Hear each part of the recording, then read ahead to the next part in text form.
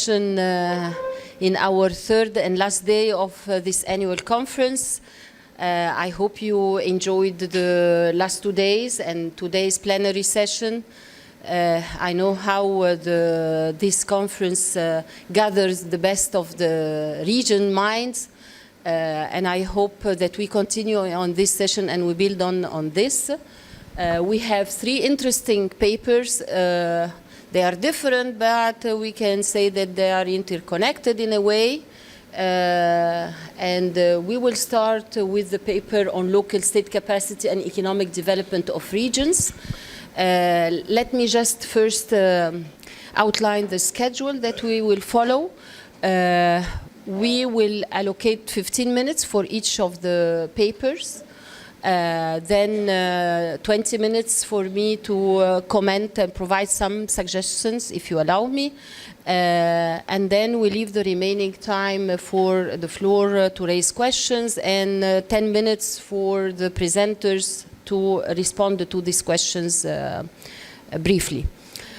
So I hope we all stick to this schedule so we can give everybody enough time to express his views. Let's start with your paper, please. Yusuf, you're Abdurrahman. Abdurrahman.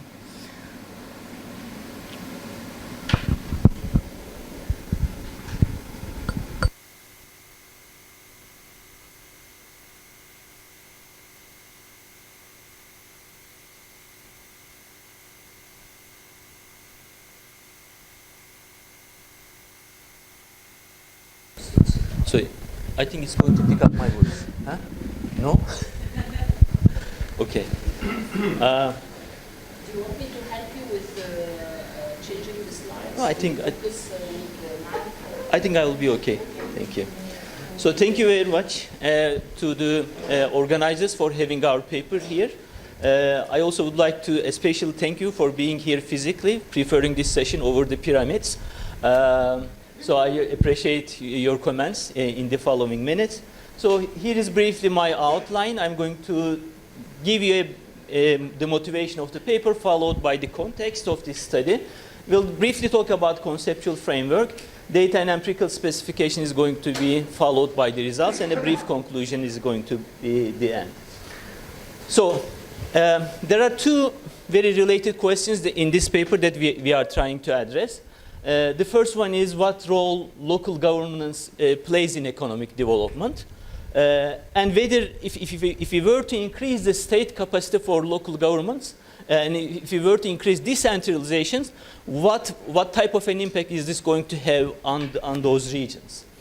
And if we look at the literature from the fiscal federalism, there are both benefits and costs associated from that type of a change.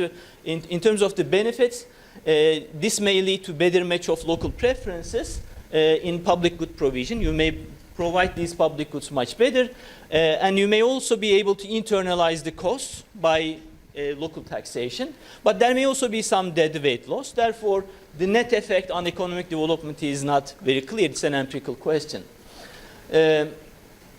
We can also look at these types of increases in state capacity, local state capacity, as one type of a place-based policy. There are place-based policies which aim to increase, development of certain lagging regions. In some sense, this is that type of a policy. But if you look at the evidence that is available from the literature, whether these place-based policies work or not, there's mixed evidence. But if we wanted to estimate the effect of local state capacity on economic development, it is quite challenging to do this because we don't usually have a lot of major reforms. And whenever there are some reforms, they are usually quite complicated. That makes identification of the effects very, very challenging. Okay? What we do in this paper, we try to estimate the causal effects of increasing the local state capacity on the local businesses and employment, using a reform that occurred in Turkey. So what is this reform? In 2012, there was a reform in Turkey. In Turkey, provinces have either regular, quote-unquote, regular type of municipalities, or they may be designated as metropolitans. Okay? If you are a metropolitan, there are certain implications of that. I'm going to discuss them briefly. So we are looking at the 2012 reform in Turkey, which changed the local governance structure in the country. And as a result of this policy, 14 provinces were designated as metropolitans. Okay? There were some already existing metropolitans, therefore the total number of metropolitans increased to 30 as a result of this reform. But the interesting point about this reform was there was a population threshold of 750,000 individuals in a province for that province to become a metropolitan. So there's a cutoff. Okay? So the law passed in 2012 in the parliament, but its implementation was going to occur in the next election in 2014 municipal elections. So why would this affect, why would this have any impact on local businesses, what we are interested in? There may be two channels through which this may affect the local businesses. First of all, this may lead to an increase, this leads to an increase in municipal budget because the central government sends a larger amount of the taxes collected within that province if that province becomes a metropolitan. But local tax burden doesn't change.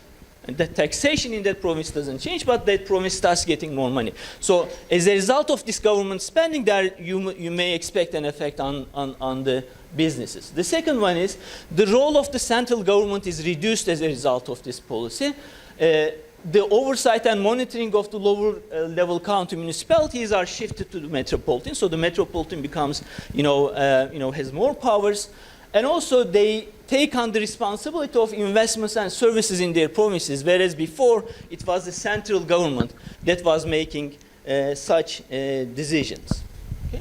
So through these channels, both there is an increase in local state capacity. That's what we mean by local state capacity increasing. The power is increasing, and also there is more money coming to those provinces. Is this going to have an impact on the outcomes? Well, there is a good scenario in which this may be beneficial, and in this good scenario, the businesses that exist in that province, they may expect an improvement in the environment in which they conduct their businesses, and this may increase investments by the firms, and if the firms are willing to make further investments, the banks may provide them the necessary loans to do so. Second, because the province has now more money, it's going to spend that money, and this may lead to some multiplier effects in the economy, and this may lead to growth of the local firms. As a result, expansion in the local economy may lead to an increase in the employment level in that region. This is very important because if there is a benefit, is this going to accrue to the local population? We are going to assess that through these employment effects. There may be not so good scenario as well. If the province that is receiving this extra money starts spending this inefficiently, then there may not be an expectation for an improvement of the local conditions from the perspective of the firms.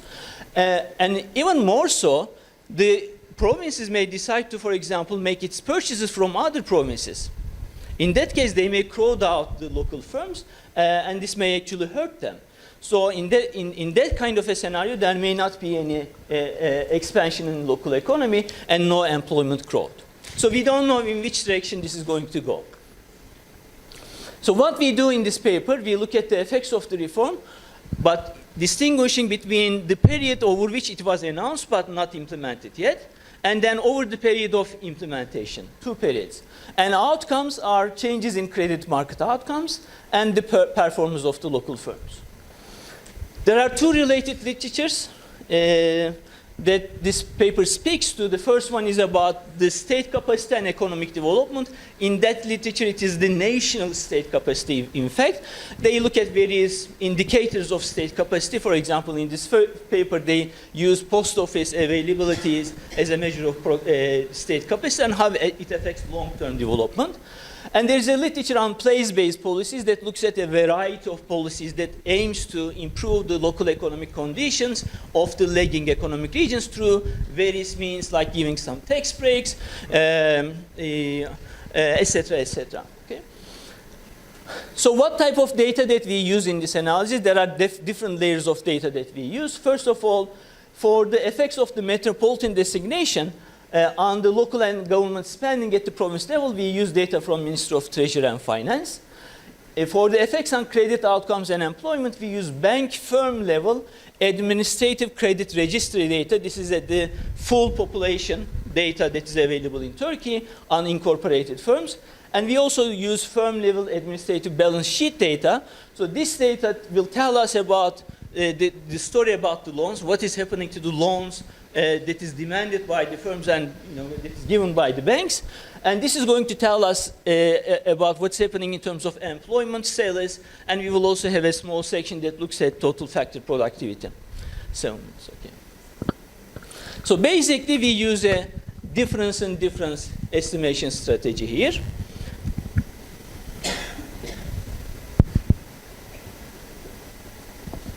So we are going to define our treatment provinces as those provinces that were converted into metropolitan municipalities by this law in 2012. But we are going to exclude already existing metropolitans from our analysis. The reason for that is when we look at the parallel trends assumption, we cannot satisfy parallel trends assumption. On top of that, this 2012 law actually had an impact on these metropolitans. Therefore, we cannot treat them as control groups. What are our control provinces? The provinces with a population threshold of below 750,000, which is dictated by the law. Okay? But we are also going to do an analysis in which we are going to restrict this control group to the provinces with more than 400,000 individuals in them, so that we have a similar population level in those two groups. We are going to look at two sub-periods. 2012 is the year the law passed. 2014 is the implementation. Between these two, there is nothing. There is no change in taxes. Okay, there are no changes in powers. But this announcement may lead to some anticipation effects. There are evidences in the literature of such anticipation effects. From 2015 and to 19, the latest that we have this data, we have the implementation.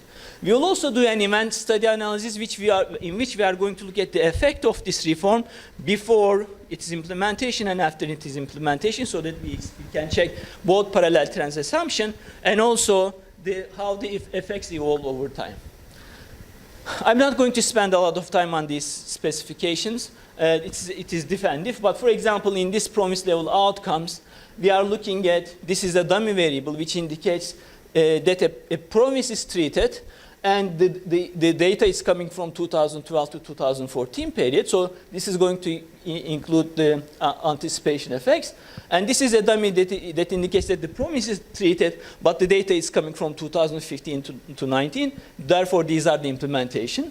So we also control for differences in trends across broad regions. There may be differences in trends in regions. Those are going to be captured by these not to year fixed effects. We have promise fixed effects here as well. And then we have more detailed controls when we go to firm loan analysis and balance sheet outcomes. We have extra controls, but the idea is the same. Basically, we are looking at within a given broad region, the differences after we control for the overall trends, the differences between treated provinces and control provinces, whether the outcomes differ for those two groups. So, and this is for the bank firm level outcomes. Here, yes, and here we are actually we are also controlling for the supply, loan supply by the banks. Okay, so let me show you first this result. This looks at the growth in the population and the growth in the GDP before the reform. There doesn't seem to be any correlation between the two. It's not the population. It is not those provinces that house more people that were growing fast. That there wasn't such a relationship. So what happened in terms of incomes? So this is normalizing the income of the control and treatment provinces to one in 2007, and how these incomes are changing over time. as you see, until the implementation 2014, the local incomes of both the control and new metropolitan provinces were moving similarly. After that period, the incomes has increased substantially in the metropolitans. And this was also mimicked by an increase in the transfers by the central government to those provinces. Okay? But in terms of the spending by the central government in those provinces, there was no difference. They were all the same. Okay? So where did this money go? This chart is basically saying that the money did not go to the personnel costs. It was spent on services and investment. I'm not going to go into the details because of time.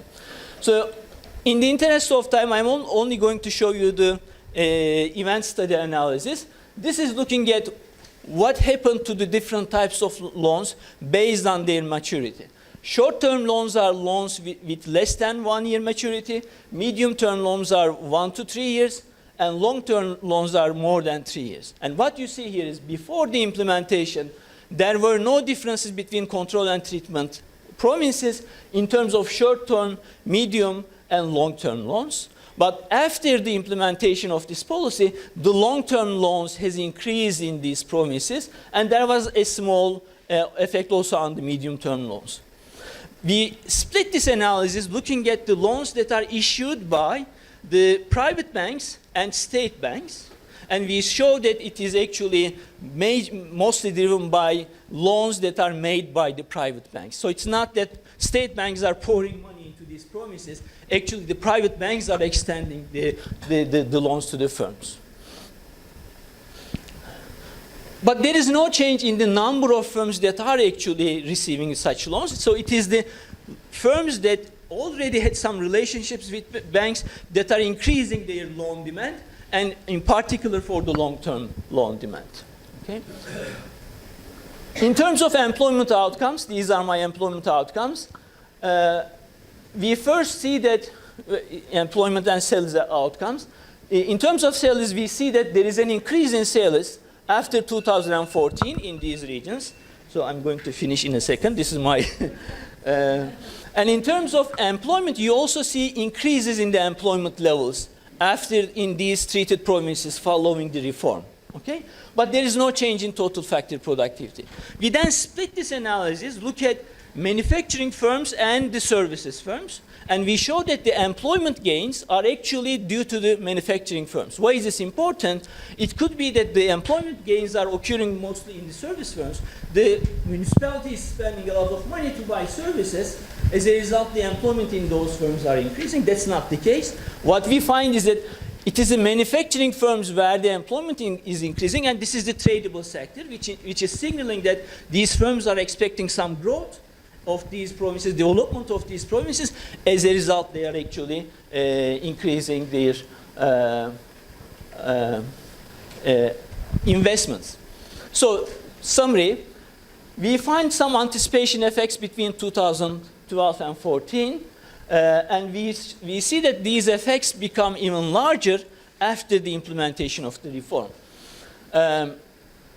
So we provide evidence that there is a positive effect of increasing local state capacity, and this is a bit, this is a very different type of a place-based policy that other papers have looked at. Why do we get such strong effects in this case? It may be because that there is a perpetual increase in local state capacity in this context. The government spending goes up, the expectations are raising. As a result, this is actually sustaining the expectations of the firms, and they are actually making investments, which is leading to employment growth in those regions. So thank you for listening. Thank you.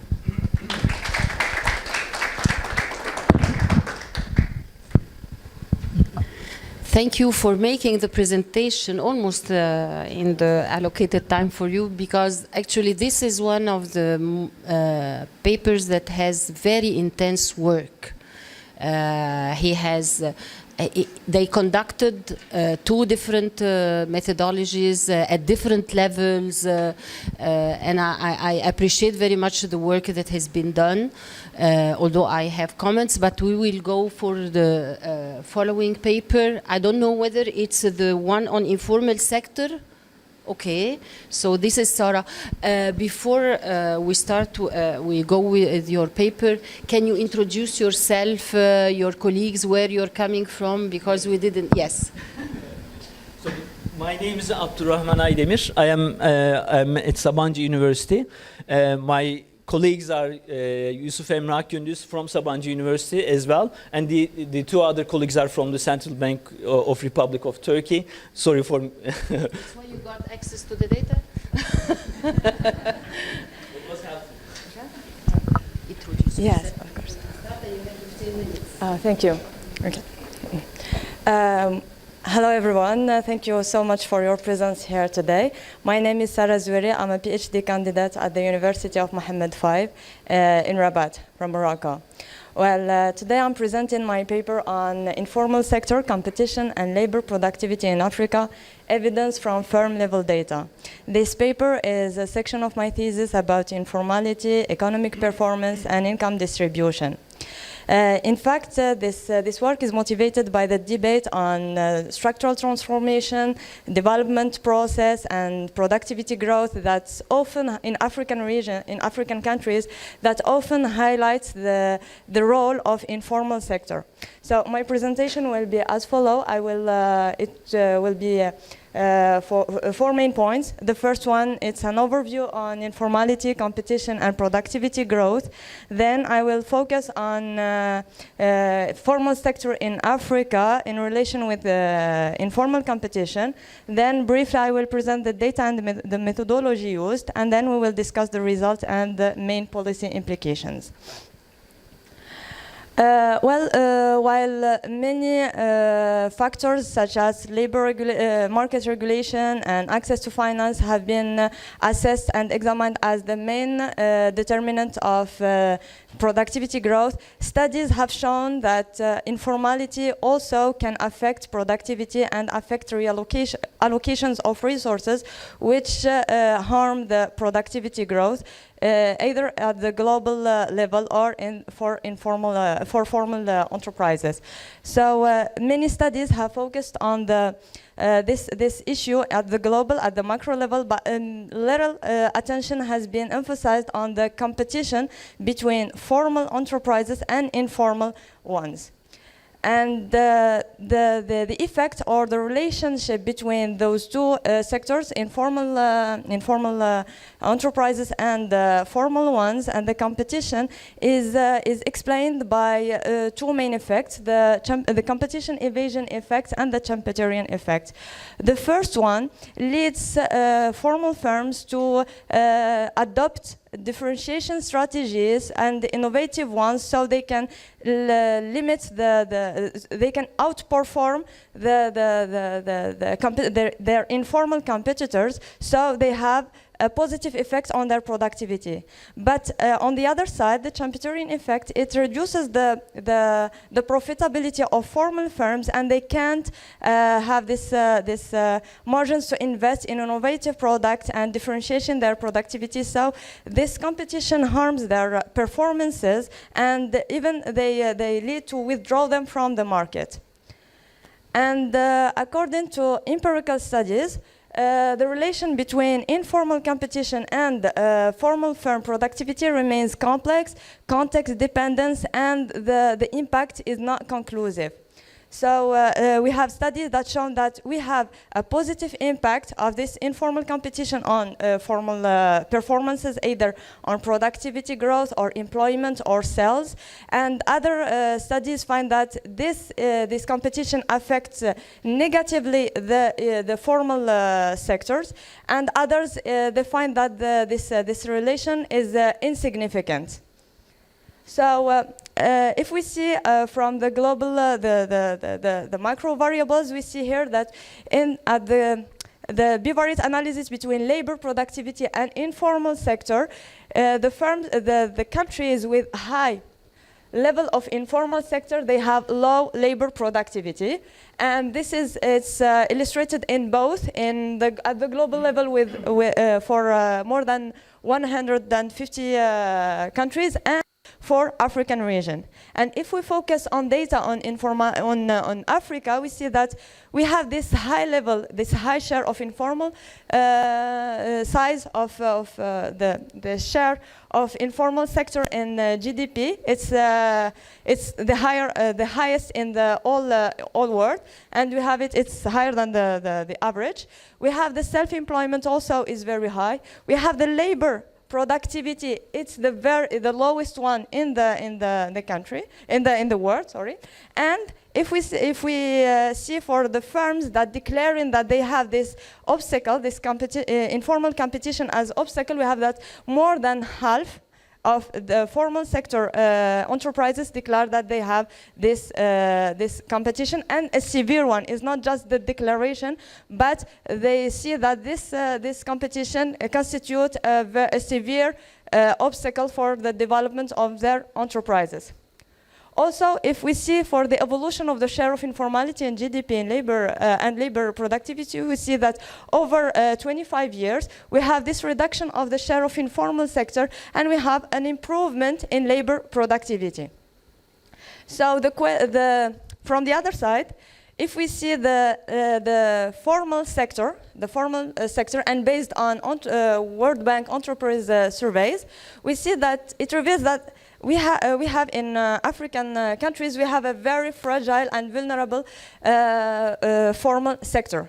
We have difficulties of businesses creation. We have less than 7% who are newly created. We have difficulties to grow and stay in the market. So we have just like 55 and 70% of small and medium enterprises that have more than 10 years old. The others are still in the same size.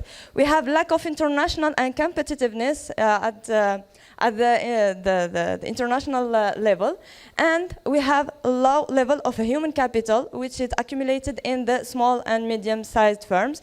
And of course, for the bigger firm, there we have the high level of capital accumulation, human capital. Also, for the quality of the business environment and the policies undertaken, there still need to be improved, which is illustrated here when we have these major barriers of firms development in Africa. When we have the access to finance is the first one as a barrier to business development. We have political instability, electricity, and then we have informal competition. So informal competition is it's ranked before tax rates, access to land, commercial regulations. So it's a serious problem in the continent.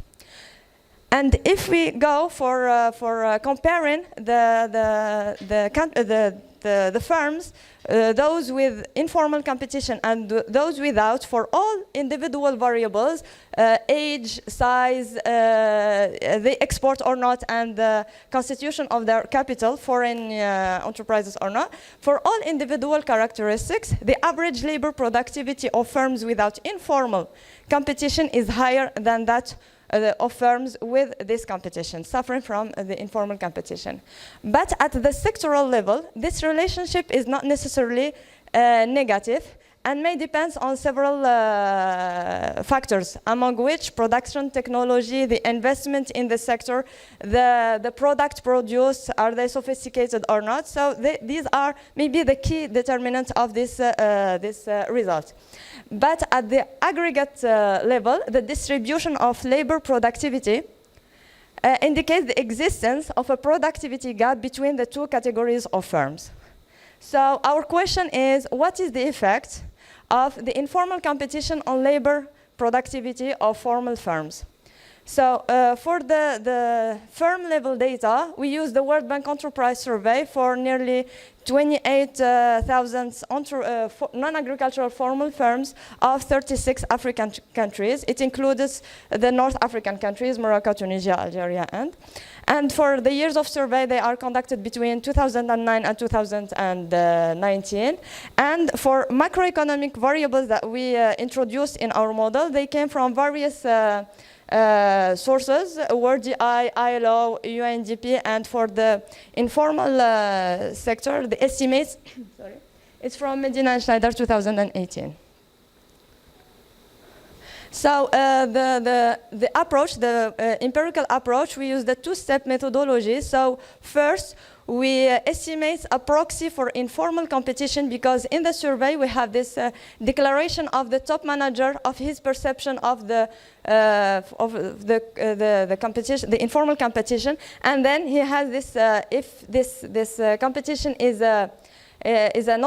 no obstacle, or a moderate one, or a major obstacle, or very severe. So we construct a proxy, so we can address this potential reverse causality between labor productivity and the declaration of the top manager, and we specify two specifications of the main variable, the broad specification and the narrow specification. If it's an indicator variable, it takes one if the firm declared that he has this competition, and if this competition is a moderate, major, or very severe.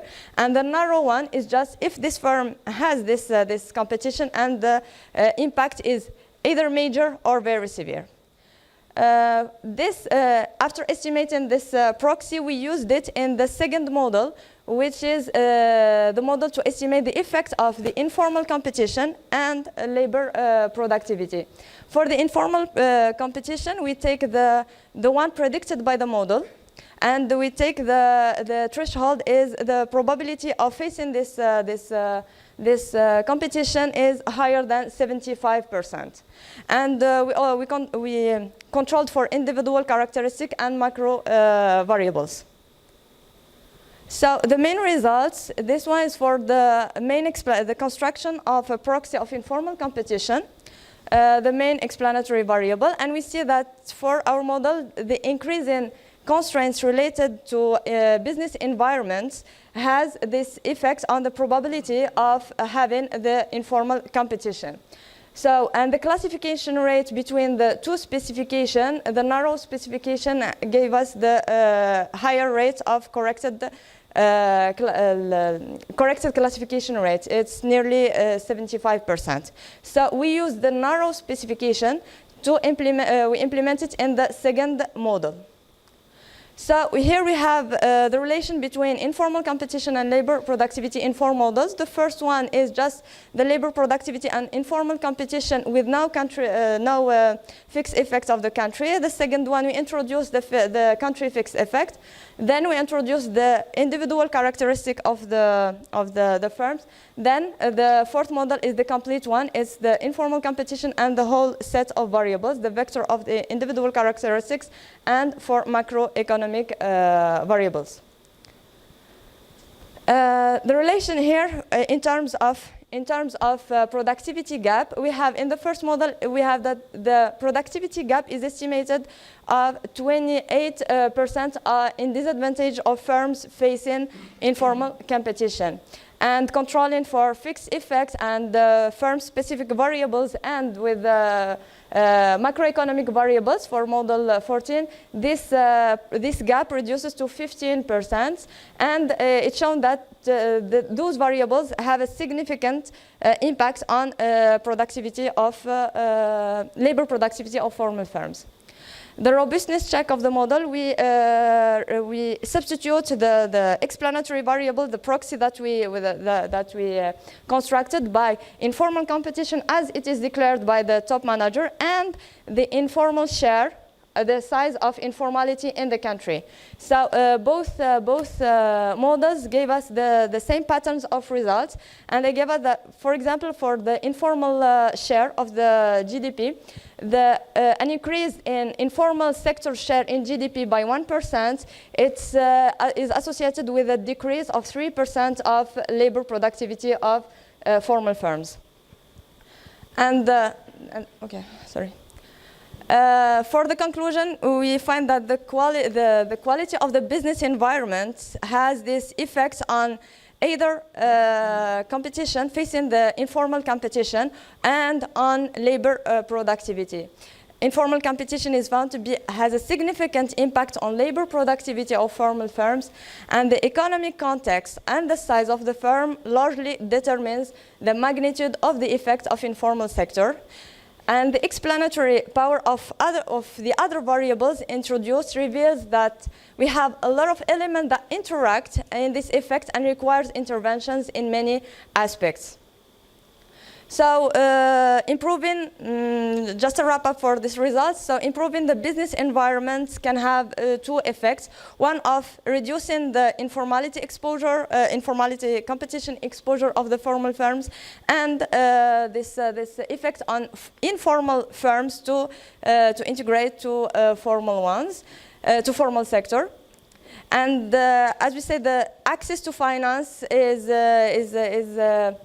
found that it is a major policy that we can adopt, so we can have this both effects either on formal and informal performances.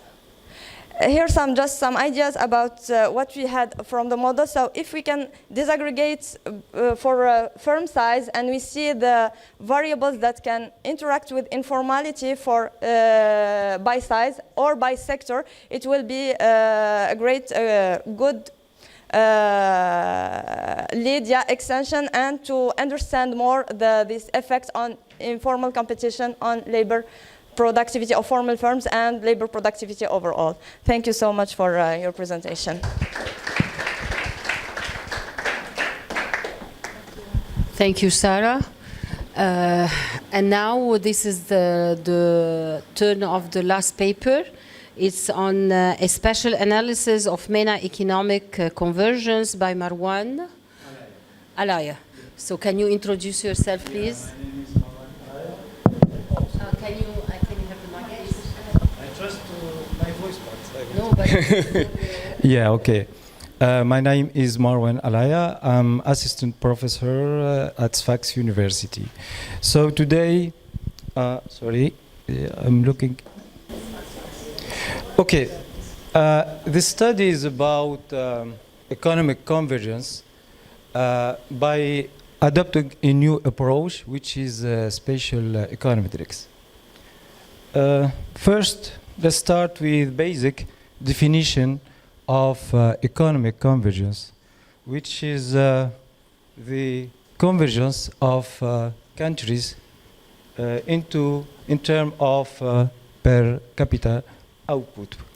There is a stream of literature who shaped the kind of the theory of convergence. We can mention the two rivers theory as like absolute convergence theory and conditional convergence theory. But the focus of this paper is not the discussion about both theories, but we will use techniques like spatial econometrics and indicators to see if there is a convergence and spillover effects inside the regions or between MENA countries. As you know, autarky now, especially in this context, COVID context, tension, geopolitical risk, the world is becoming like a room, like there is a significant interdependence between regions and countries. So we have to start from a realistic hypothesis. A realistic hypothesis that means economic convergence of one country depends on the economic conditions of the surrounding regions and countries.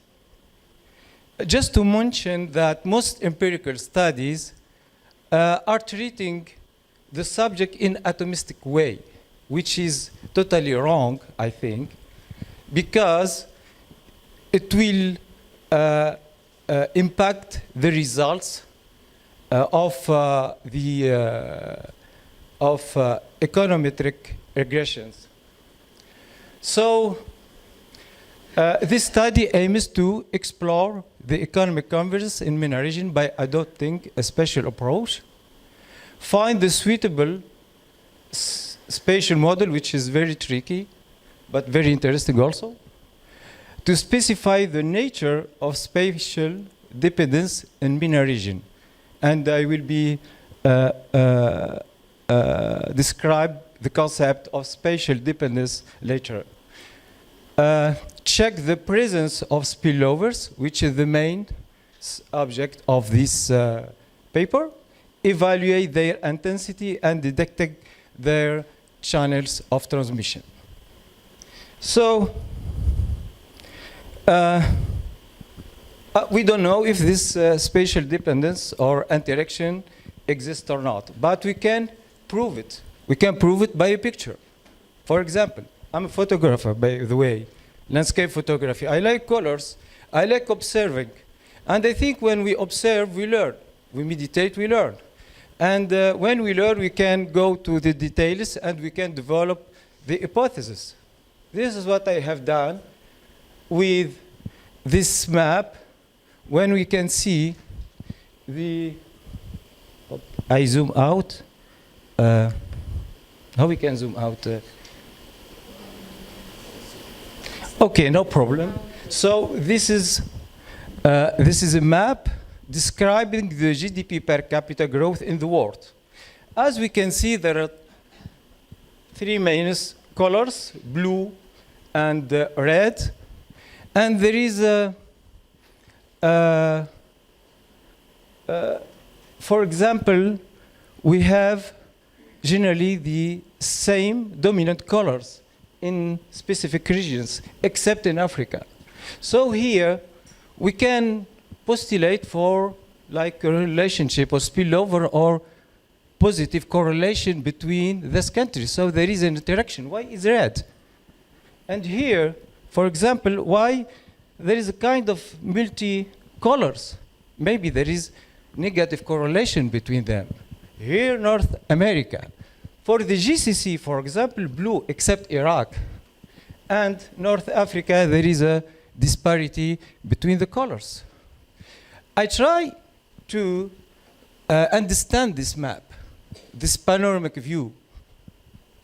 So, if we go, this is another map showing the kind of correlation between different regions, different countries, and inside sub-areas or spatial unity. For example, my hypothesis of positive correlation in Asia is confirmed by these circles showing an association of high values. What does it mean? For example, if we take China, which has a high growth, China also is surrounded by countries showing a high level of growth. So there is a sense. Here, for example, we have a big triangle in Africa. Triangle is the association, correlation between high and low level. Thus mean coexistence between countries having low growth rate and countries having high level. The low association, which is the characteristic of the Middle East, I think here, and there is a kind of negative correlation in North Africa. So we can check this with the Moranzai and Lisa map. By the way, we can link the shape files with the data and transpose, and the graphic will be much better than that. But I didn't have the time to do that. So the global correlation, we have positive. I'm not talking about convergence right now, just the correlation between growth inside the world. As you can see, this is the GDP per capita, and here, the neighboring effect. And we can see, as we can see, there is a trend, positive trend. So there is a positive correlation in terms of growth per capita. As we can see also, the existence, which is the most important thing, of hot spots and cold spots. The hot spots are in red, especially in Asia here. Wow, so I have to go fast.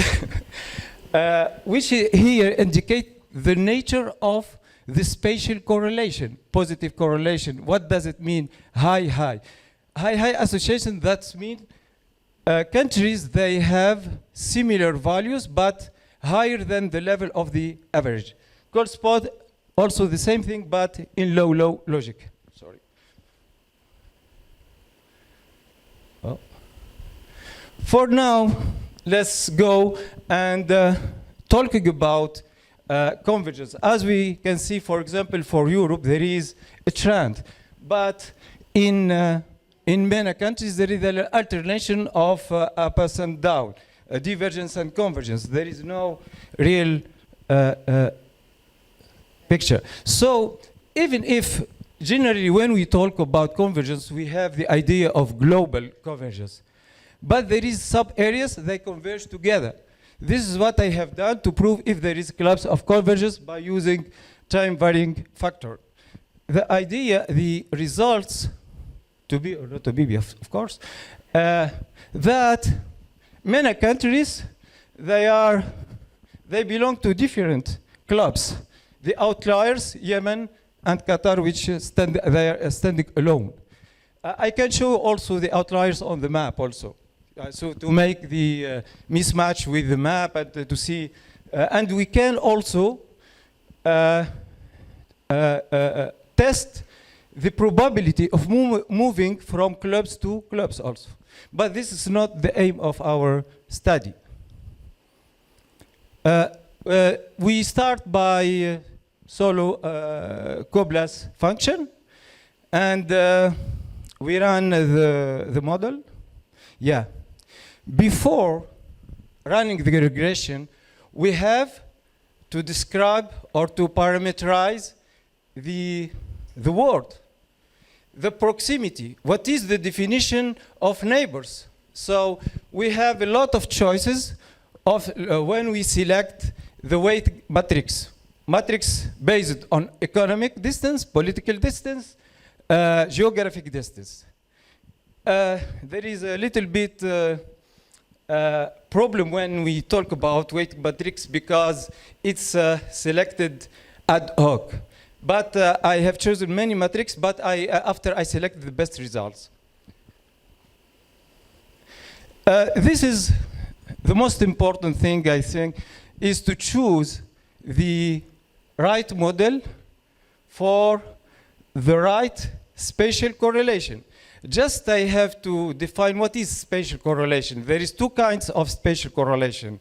Substantive, which means the interaction of variables or indicators of a country with others, or error measures coming from error in the study.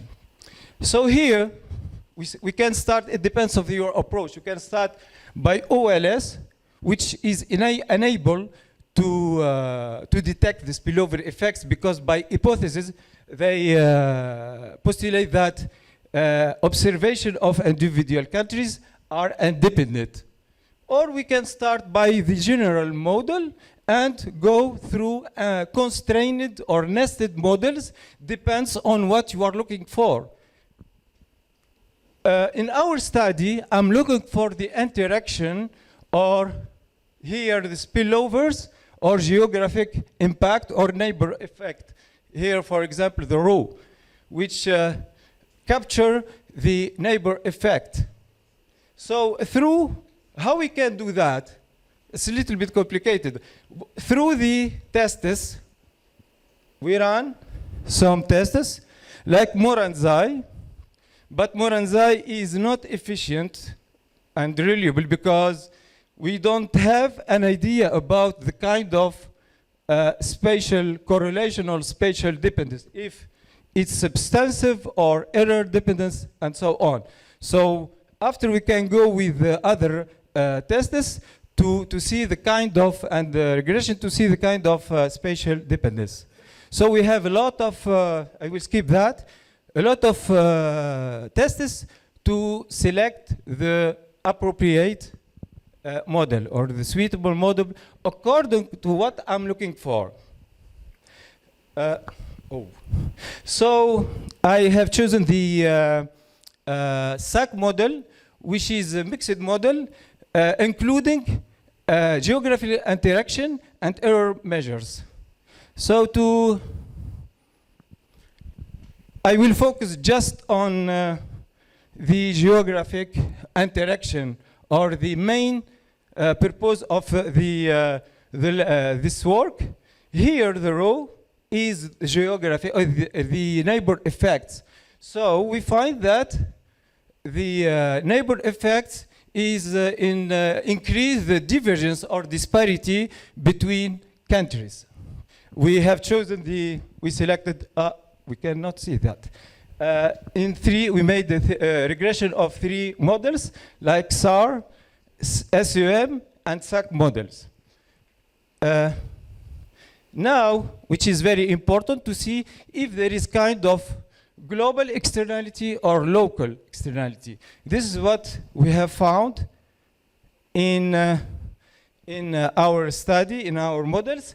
And for the regression also, the coefficient of the interpretation of coefficient is not straightforward. So you have to distinguish between the direct effect, which is on the diagonal, the effect of the country, and the spillover effects which are of the diagonal of the matrix.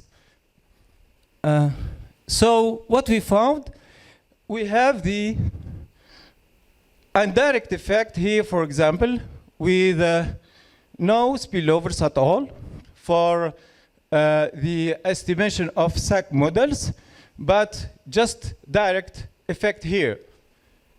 And if we move to another model with the SAR model, we have long run and direct effects through NGD, which is and the capital accumulation. NGD is the sum of population growth, technology, and growth rate of depreciation of the capital, and economic freedom.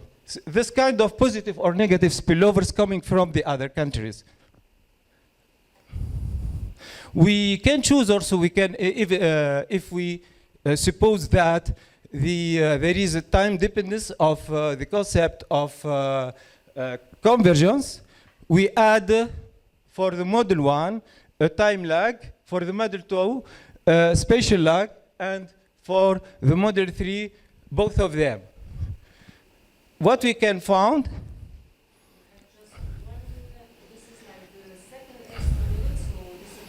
okay, I will conclude.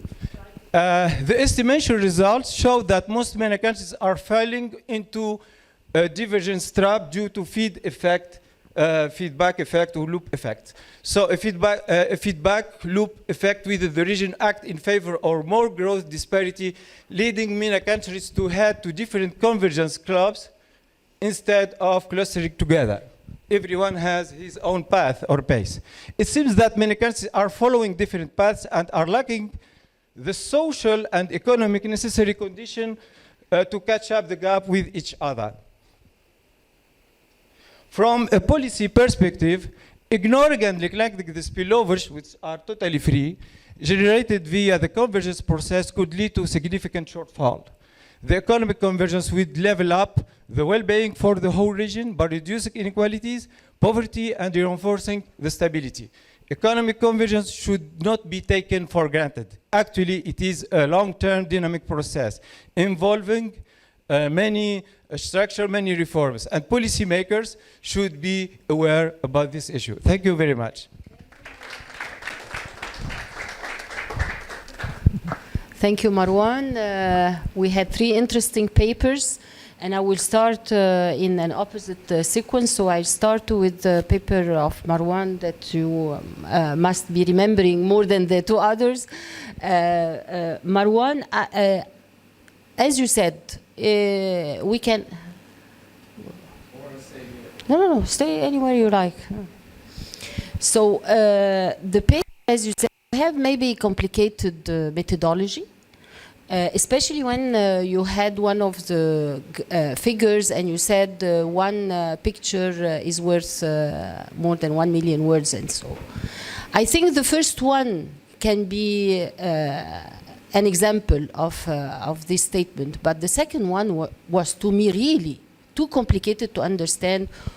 The circles, the triangles, the diamonds, I couldn't see anything in the picture. So this picture does not translate the statement that you wanted to convey. And I think this paper is still a work in progress. And as you said, you didn't have time to complete some of your maybe planned work, but one thing that I found that you need to edit the paper. All the papers have some editing and grammatical mistakes, the concordance of tenses. You have to look at this.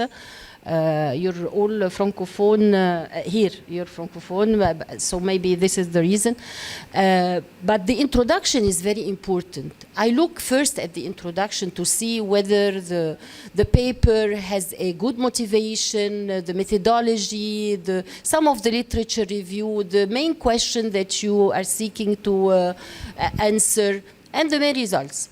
In your paper, I didn't find the introduction explaining to me the importance of the paper as it is the case.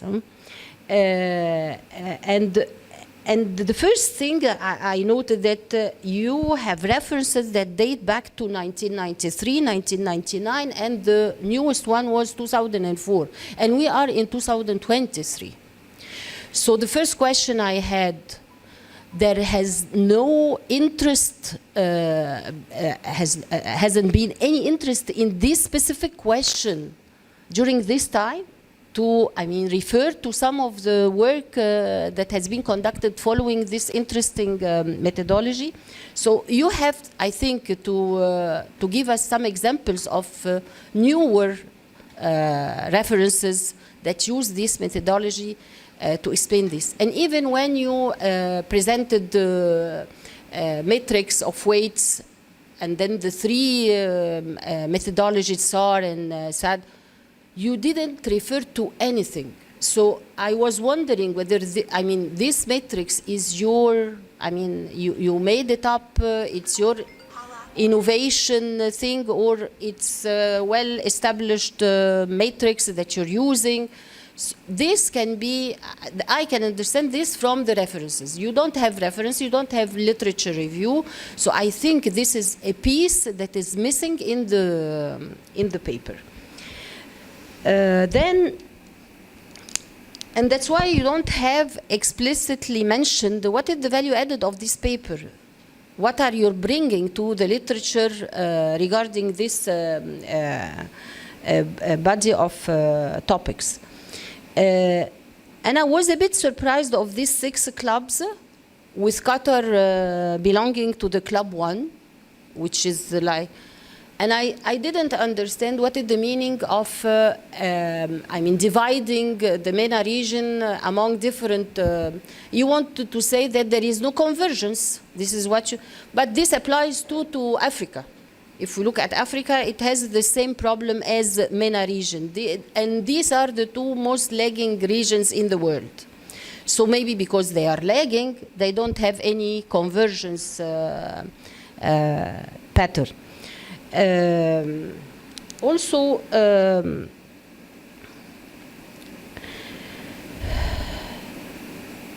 you have all your variables expressed in logarithm, right? So what we have as coefficients are elasticities. No. We cannot interpret the same thing as a coefficient. For this reason, I displayed the direct and indirect. Like a special context in another version. So they are not elasticities, although this is log-log? You have to need to focus on the indirect and direct effect and the total effect. So even with the direct, the last table, right? Even with this, I couldn't find any of the coefficients that is at least 0.5. They are all 0.00. So, and you didn't bother to give the reader who does not understand what is the difference between, because we're used to interpret a log-log coefficients as being elasticities. You didn't say that this is not the thing to look at. What is the meaning of the coefficients? You didn't say. and I think when we adopt the quantitative analysis, the purpose for all those who apply the quantitative analysis, we don't look at the signs. We should not, this is not the ultimate goal, to look that the sign is correct and it is statistically significant. But we look at the magnitude. I want to see what is the size of the impact and whether it's really significant or not. And the coefficient can be statistically significant, but economically, there is no significant relation. There is a relation maybe, but it's not significant, although it is statistically significant. So I personally could not digest the results, could not be convinced with the results, and I don't know where it leads us, the paper.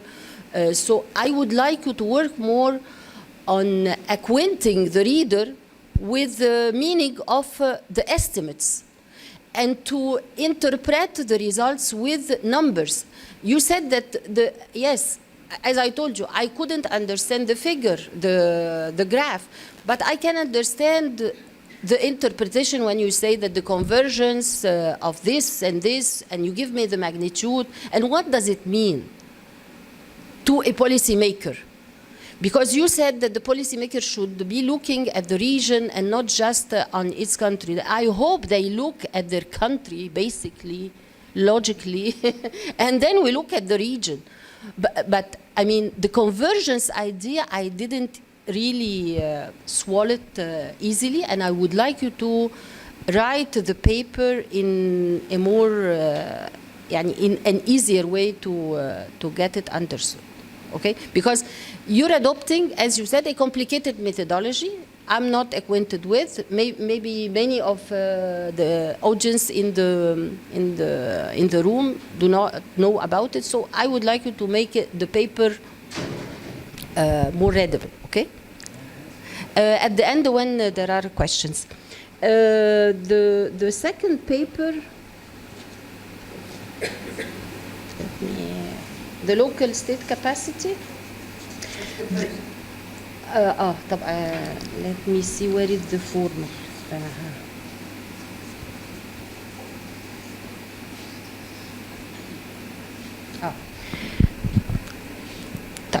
Again, this is a very well written, and you made an effort trying to tell us about how the informal sector hinders the productivity of formal sector.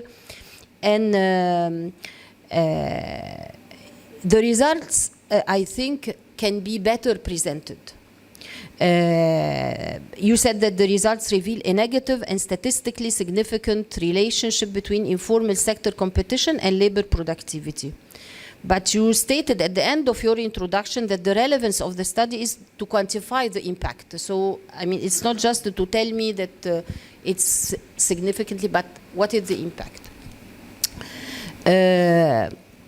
The literature review, you showed how the informal sector competition may have two different impacts, and this was new to me.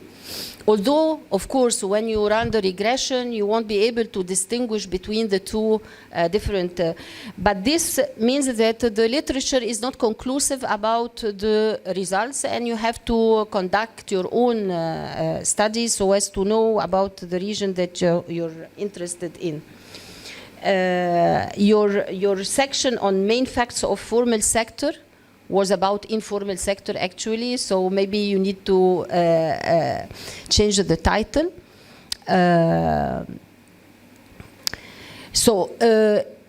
When you presented the case of Africa, I think you need to tell us about the global trends. Like in page 7, the proportion of newly created business in Africa does not exceed 7%. How this is bad or good, I cannot tell unless you give me the average global, or at least of some peer regions like Latin America or East Asia or so. And this applies to other examples in the motivation. And I think in your introduction you need to explicitly elaborate your motivation and the value added. You forget sometimes to show how this piece of study contributes to the literature and the value added of your piece. And I was a bit, I didn't get why you're trying to build a proxy for informal competition. You said that you don't want to use what is mentioned in the survey, but you use it at the end to verify the robustness, which to me was not, the best thing to use to check your robustness. You have already a question with scales, but then you said that this might be biased, and I would like to go for estimating or coming with an indicator that you measured, right? Type. When you built the proxy, you decided to have it binary instead of having probabilities, although from the estimation you have already the proxy with probabilities. But you decided, I would like to have it just binary, and you set subjectively your threshold at 75%, and you did not test this. You did not explain why 75%. You did not explain why you don't want to use the probabilities. And this is, a continuous variable rather than just a binary. And you did not try to, I think the best thing to check your robustness, the robustness of your results, is to check all your subjective assumption or thresholds, which you did not. Also, for all the papers that use the panel data, I didn't see any test of any kind before starting the running or using the data. I don't know whether you conducted Hausman test. I don't know whether you tried to see whether, because you have quite long time series of data, whether there is a stationarity problem or not. You may have attempted to do this, or you did it, but you did not show this. It's a firm level data. It's 4 bags only, no? It's not a firm data. It's micro. It's not. Maybe I'm referring to the other. Okay, so this is. Yeah, I will. We have the other two data sets are panel. I'm sorry, I got confused. Okay, but at least for the proxy, you're clear about what I mean, right? So I think your paper just needs to address these few things, and as you said, the results are consistent with 3 previous studies, but contradicts with one study.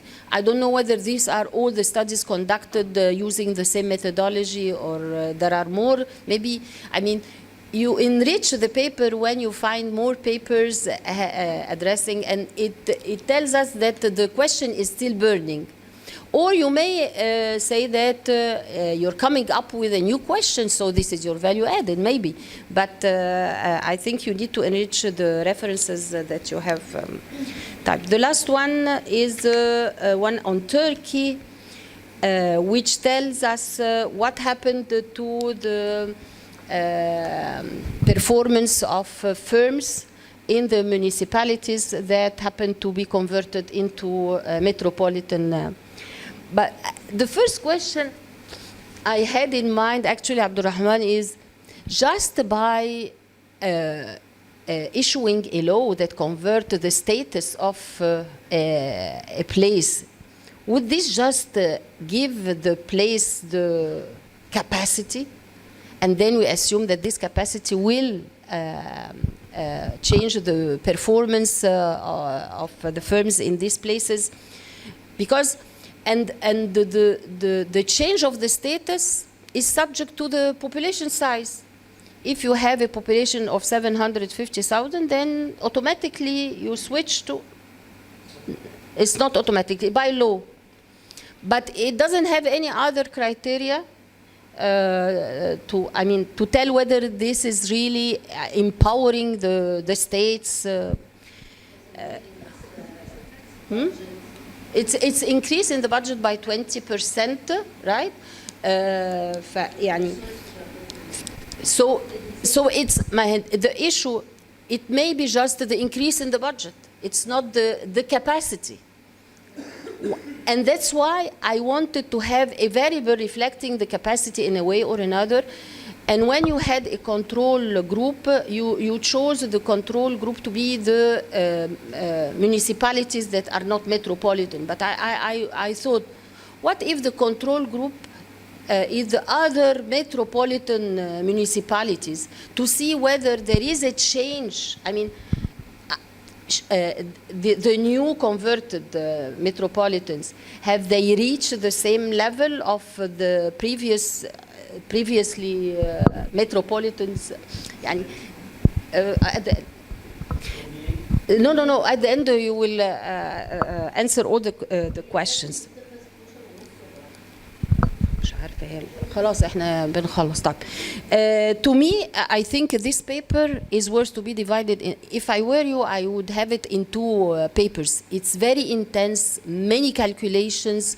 It's good to have it in one paper, but it's too much. I mean, you can, have two published papers for your academic purposes with this paper. But still, I'm not quite clear about this thing of, and you mentioned this is one of the papers that mentioned the magnitude of the estimates and the impact. Except in few places that you need to mention this.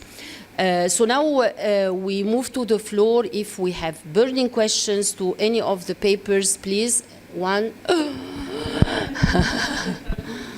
طب احنا we stay here until 12. Can we stay until 1? ها. طيب 10 minutes. طب quick questions. تفضل حضرتك.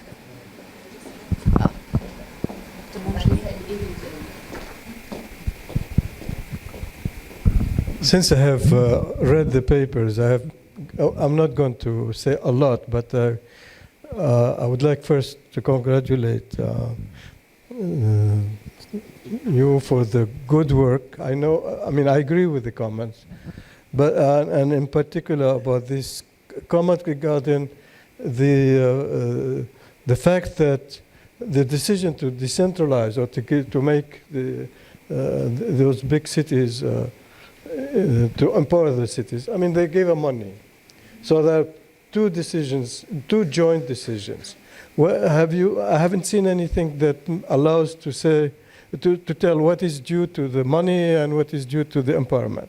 But otherwise, I think it's really good work. Of course, but I agree with the comments. Regarding Sarah's work, I also think it's a good work, and especially she's young, she's starting. I think it's good to encourage and to push those young people to continue and to produce. I have few questions, but I will she will receive our comments anyhow. When you deal with the informal sector, it's very important to remember that the informal sector is a very heterogeneous category. And what you can say about one category does not apply to the other. At least you've got to split in two big categories. The small firms, the micro firms that have very little capital, that are poor, etc., with low wages and so on, and the rather bigger firms that are real competitors for formal firms, which are more tax evaders than anything else. For these first ones, their productivity is small, not because they're formal. They are formal because their productivity is small. They would not be able to compete with big firms, formal firms, if they have to pay taxes, if they have to pay for Social Security, if they have to abide by the law. The only way they survive is by avoiding the law. And so this is important. As to Marouane's work, I think what makes his work interesting is that he's trying to be innovative. And it's a good feature. And of course, he's also new in the ERF We should be nice to him, just to encourage him, to allow him to go, to tell him to continue and to carry on, but to be much more careful. Careful with the way he writes, with dealing with literature. I agree that those maps are not easy to interpret. We cannot capture the message you're trying to convey. I mean, no way. So it's very important to be more professional, to know what the literature is about, because there is a huge, an enormous literature about economic geography, very recent. I mean, one of the big names is Krugman, but I mean, you could be different, but at least you should be aware, or let people know that you're aware of what it is there, and what you're doing is different or innovative or coming from a different source. Okay, so sorry for taking a lot of time.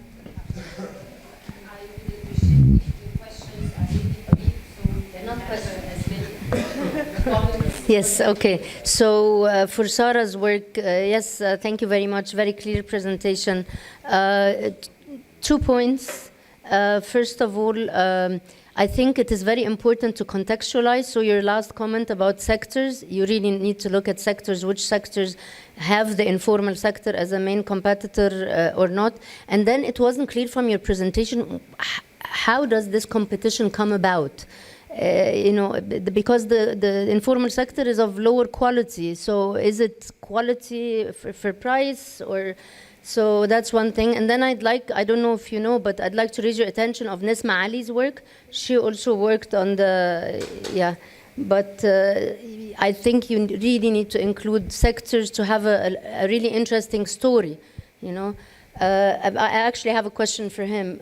My question for you is, I mean, it only talks about distance, but it is not clear what is the causal chain of progress. How will they converge? Will they become, will they have higher productivity, and why? Just because they are neighboring to more productive countries, or just how does this causal chain come about? Thank you. Thank you very much for your paper. I really enjoyed the presentation, very well structured. I just have one comment about the proxy that you conduct. I wasn't quite sure how you calculated it. Maybe I should read the paper.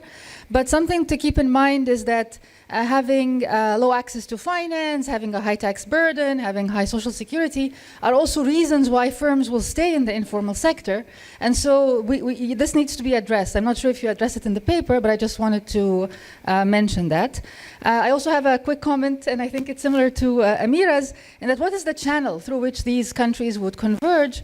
And I think the clear one is how integrated these economies are. And we know that the MENA economies and Africa's economies are not in any way integrated. So that's something that you should definitely highlight, and perhaps mention that the economies of East Asia that were much better integrated did benefit from the growth in China, Taiwan, the other Latin America benefits from other Latin American countries, and so on. So just the story, I think, needs to be more clearly mentioned. Thank you. Me?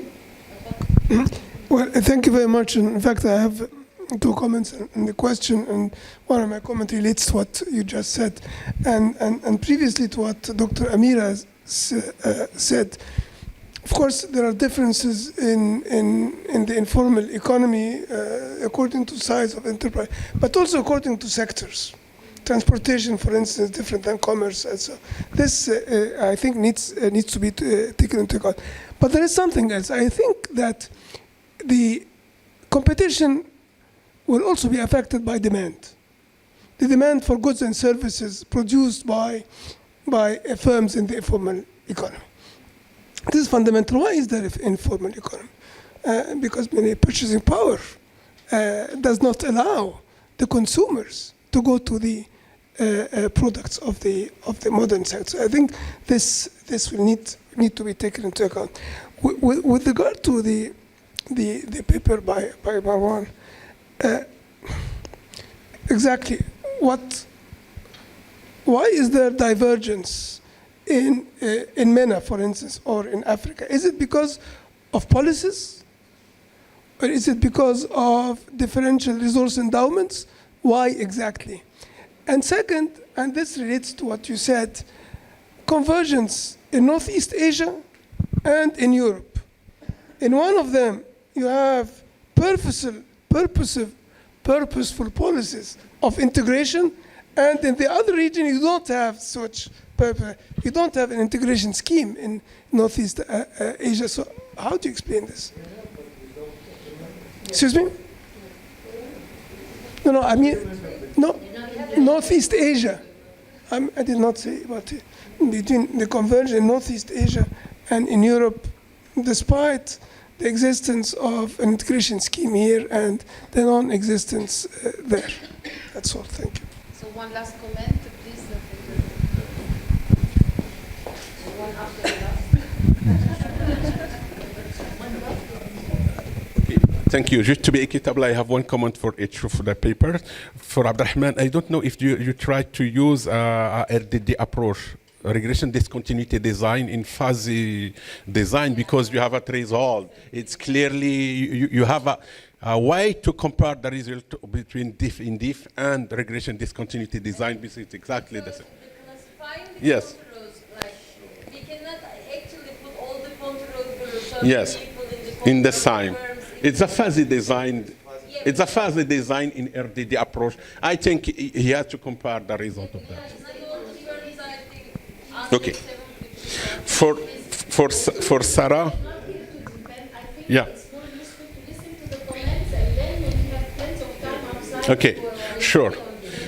Yes, for the Sara paper, I think because you have a regional data maybe, and you are iterating the macro data for firms, it's clearly a ecological fallacy problem there. I think I propose to use a multi-level analysis to distinguish the two, because, and the second one is the informality. It's clearly a non-homogeneous variable, and you are, for the graphic, the first graphic you presented, I think you have to change the axis because you have the, it's a problem in your graphic you presented here. For Marouane, I don't know the matrix W you are using, you have to check for the robustness of this, is distance or contiguity, which matrix do you have using? Because I am sure if you change the matrix, all your results will be changed. Just 3 points in methodological aspects, not in real. Thank you.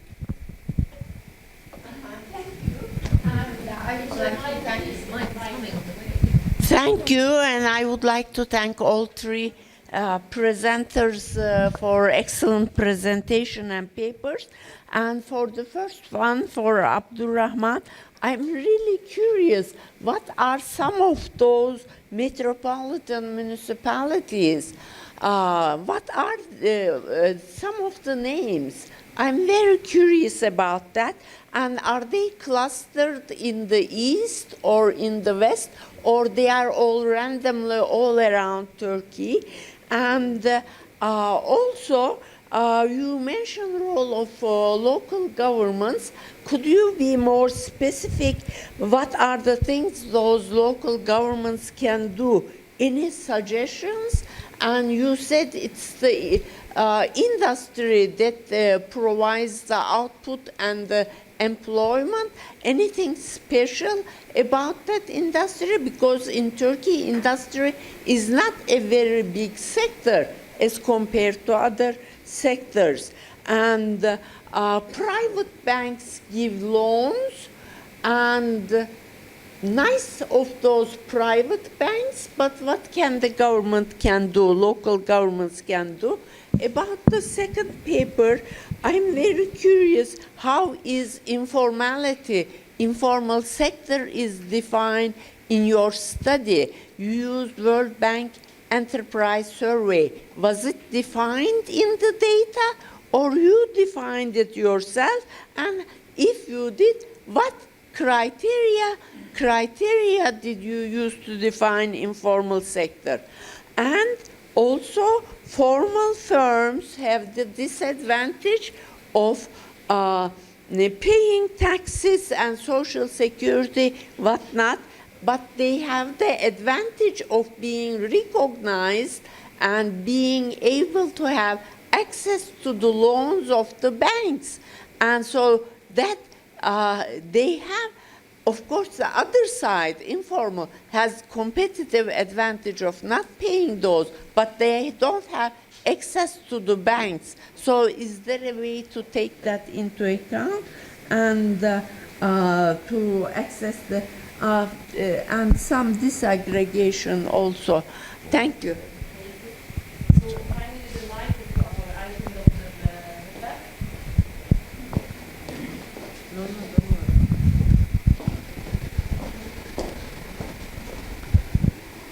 I've been listening to the different presentations over the last few days, and I'm extremely impressed, okay? The one thing that's missing, in my view, is because I am working, when we talk about localization, I'm working in the South, and we have these blueprints from the World Bank. We have taken a huge loan for the south of Egypt to industrialize and to get the informal to become formal. And there's recipes, you know, and nobody's getting to the recipe and saying, well, we can do better. We should do better than what is actually out there. So we have very specific interventions. Let's say I'm talking about one governorate with 3.5 million people. You're getting 5 clusters to be supported. And tell me which you think and will advise, etc. What will be spent in one of those 5 clusters? Very specifics, because they have this huge experience to date, and based on it, they're telling you. So for a silly example, but when they came in, we had for the governorate I'm talking about, $500 million to be spent. This is unheard of in Egypt, okay? If anything, per capita, we've been forever giving more to the north. Those who are higher in capita get more expenditure and investment. And then they said 80% of this amount has to be spent on infrastructure. I said, what? Instead of being productive, we're going to put 80% of that amount into infrastructure? But then now that it's done, the infrastructure, I say, oh no, the private sector would have never come. We don't have a private sector. I'm an NGO, I had to construct the first 2 factories. So I think to look, you're becoming too involved with just mathematics. You need to convey messages to policymakers. So what do you want me, let's say I'm a policymaker, to do for you? Just tell me that there is a very strong correlation between what happens. It's not good enough. I'd like to see more involvement with perceptions of what's happening on the ground. And I'll be very happy to have you do surveys I'm working in 5 of the South governorates, so that we see what does work and how much it costs and how much more we can do to make the transition from being informal to formal. A lot of things are happening, but I'm sure they could be happening faster with your help. Thank you. Thank you, Doctor. Thank you very much. At the end, we had 10 extra minutes or maybe 15 minutes, but I think they worth because the comments were very valuable, and I think you will make benefit of these comments and you can discuss them with over lunch.